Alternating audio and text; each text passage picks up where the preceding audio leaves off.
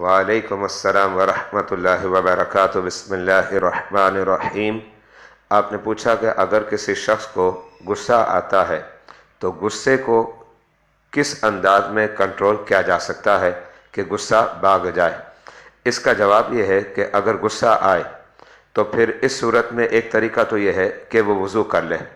انشاءاللہ وضو کی برکت سے اس کا غصہ جو ہے دور ہو جائے گا اور اسے غصے پر کنٹرول ہو جائے گا۔ دوسرا طریقہ یہ ہے کہ اگر وہ کھڑا ہے تو بیٹھ جائے، اور اگر بیٹھنے سے بھی غصہ نہیں جاتا تو اس صورت میں وہ چت لیٹ جائے۔ یہ دو طریقے ہو گئے۔ اور تیسرا طریقہ یہ ہے کہ وہ اعوذ باللہ من الشیطان الرجیم پڑھ لے۔ یہ تین طریقے احادیث مبارکہ سے ثابت ہے۔ بخاری شریف کی حدیث ہے، حدیث نمبر 3282، نبی اکرم علیہ الصلوۃ والسلام نے ارشاد فرمایا کہ مجھے وہ کلمہ پتہ ہے کہ جس کے پڑھنے سے غصہ چلا جاتا ہے، اور پھر آپ نے یہ کلمات پڑھے، اعوذ باللہ من الشیطان الرجیم۔ اس کے علاوہ ابو داؤد شریف کی حدیث ہے، حدیث نمبر 4782، جس کے راوی حضرت سیدنا ابو ذر رضی اللہ تعالی عنہ کی ذات ببرکت ہے۔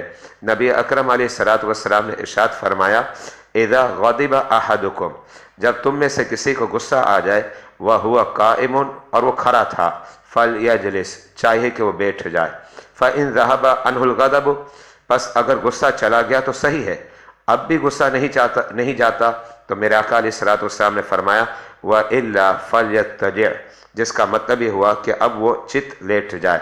یہ دو طریقے ہوئے۔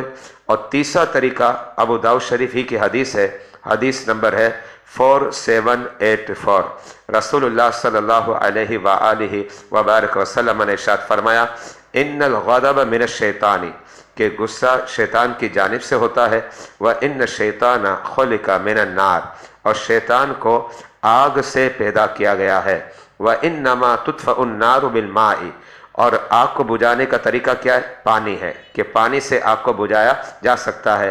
تو اللہ کے حبیب نے فرمایا فَإِذَا غَضِبَ أَحَدُكُمْ، اگر تم میں سے کسی کو غصہ آ جائے، فَلْيَتَوَضَّأْ، تو وہ وضو کر لے۔